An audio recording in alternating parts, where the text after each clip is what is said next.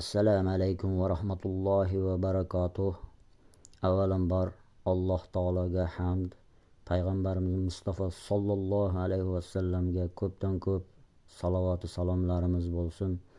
Bizlarga Alloh taoloning rahmati, payg'ambarimizning shafoati nasib aylagan bo'lsin. Bismillahirrohmanirrohim.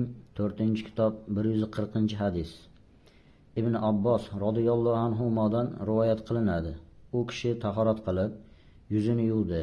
Bir hovuch suv olib, u bilan og'zini chaydi va burniga suv oldi. Keyin bir hovuch suv olib, uni bunday qilib, unga ikkinchi qo'lini ham qo'shib, ikkalasi bilan yuzini yuvdi. So'ngra bir hovuch suv olib, o'ng qo'lini, ya'ni bir hovuch suv olib, chap qo'lini yuvdi. Keyin boshiga mask tortdi.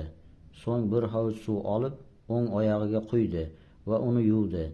Keyin yana bir hovuch suv olib, u bilan oyog'ini, ya'ni chap oyog'ini yuvdi.